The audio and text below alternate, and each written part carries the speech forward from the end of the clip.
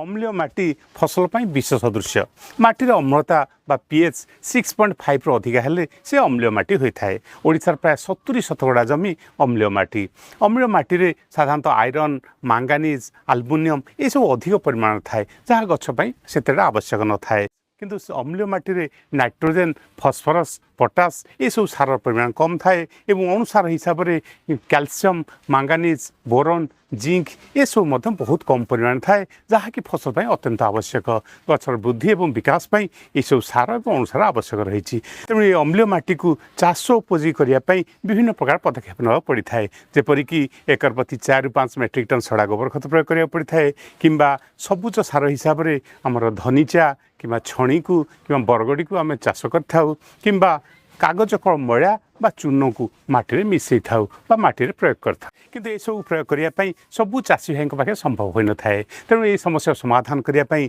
माटीर अम्लतार सुधार आने आप व्यवहार करें डोलोमाइट। ये डोलोमाइट एक प्राकृतिक खनिज पदार्थ जहाँकि इको फ्रेंडली माटी प्रयोग कले दीर्घ दिन धरी माटीर अम्लता को दूर करए और माटी सुना फल थाए। अरविंद साहू कृषिविद कृषि संपदा कार्यक्रम को आप स्वागत। तेज आसतु जाना ये अम्लीय माटी को चाष उपयोगी करने डोलोमाइट को आम किपर माटी प्रयोग करवा केते परिमाण प्रयोग करवा ता छड़ा डोलोमाइट को जमी प्रयोग कले फसल सीधा सड़क क्यों सार पाई थाए एवं क्यों अणुसार पाई थाए।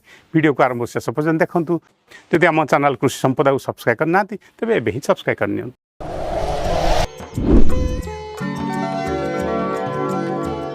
डोलोमाइट एक प्राकृतिक चून जातीय पदार्थ एवं एथिरे कैल्शियम और मैग्नेशियम भरपूर मात्रा रही। डोलोमाइट रे मैग्नेशियम 8% रही, कैल्शियम 12% रही। ता छड़ा ये सोडियम बहुत अल्प परिमाण रही एवं ए मॉइस्चर 10% रही।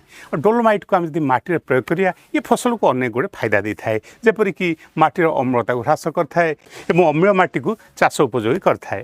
डोलोमाइट पानी सहजरे द्रवीभूत हो न थाए अर्थात जमीरा को प्रयोग कले ये धीरे धीरे माटी मिसी थाए और दीर्घ दिन धरी माटीर अम्लता को सुधार आने साहाय्य करए। डोलोमाइट को माटी प्रयोग करिया मात्रे ताहा कार्य आरंभ कर दे थाए और 12 ରୁ 24 मास जाए यार काम देखई थाए अर्थात 12 ରୁ 24 मास पर्यंत माटीर अम्लता को सुधार आने साहाय्य करए। डोलोमाइट जमी प्रयोग कले माटीर अम्लता कमिया सहित फसल को फॉस्फोरस और पोटाश सार जोगे दी थाए। माटीर उपकारी अणुजीव संख्या बढ़ी थाए जहाँफल माटी थी जैविक पदार्थ को ये भांगी गछ को सार और अणुसार जोगे दी थाए गछर वृद्धि में सहायक होता है। ता छड़ा ये माटी जलधारण शक्ति बढ़ी थाए और डोलोमाइट को जब माटी में प्रयोग करिया फसल से कैल्शियम और मैग्नेशियम अनुसार को पाई पाए। कैल्शियम अनुसार गछ थी जीवकोष को मजबूत भाव गढ़ियार साहाय्य करए और मैग्नेशियम अनुसार पत्र थी सबुज कणार संख्या वृद्धि करए जहाँफल फोटोसिंथेसिस भास्लेषण प्रक्रिया भल भाव होता है अधिक क्रियाशील होता है ताफल अमल बढ़ी थाए।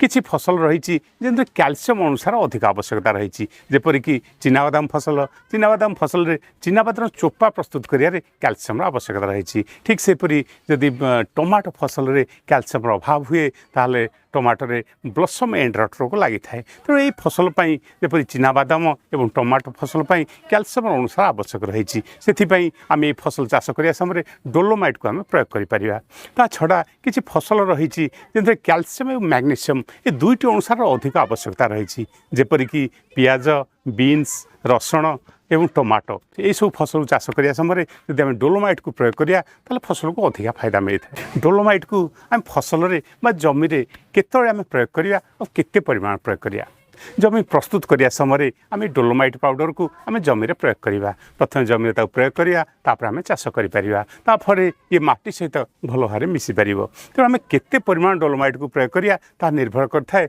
माटीर पीएच माटीर अम्लता केते रही। जदि माटीर अम्लता 5.5 रु तौक रही आम डोलोमाइट को निश्चित भाव प्रयोग करिया।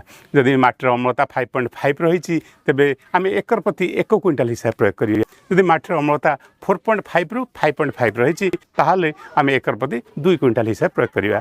जदि आम माटी को परीक्षा करिया तो बहुत बढ़िया हम कहीं आम से हिसाब से डोलोमाइट को माटी प्रयोग करिया। किंतु डोलोमाइट को आम लुणी माटी प्रयोग करिया नहीं कि जो माटीर अम्लता 6.5 रु अधिका रही से माटी आम या प्रयोग करिया नहीं। जदि आम डोलोमाइट को से प्रयोग करिया फसल लाभ देवा बदल माटी को से खराब करिवो एवं फसलर क्षति हम आ डोलोमाइट को आम साधारणतः ऑनलाइन माध्यम मगै परिया किंबा कृषि अधिकारी सह जोगाजोग करि परिया। आम वीडियो आपन किपरि लागला कमेंट बॉक्स लिखंतु। जदि आम वीडियो आपन भल लागि थाए तो लाइक शेयर सब्सक्राइब करंतु। धन्यवाद। जय किसान।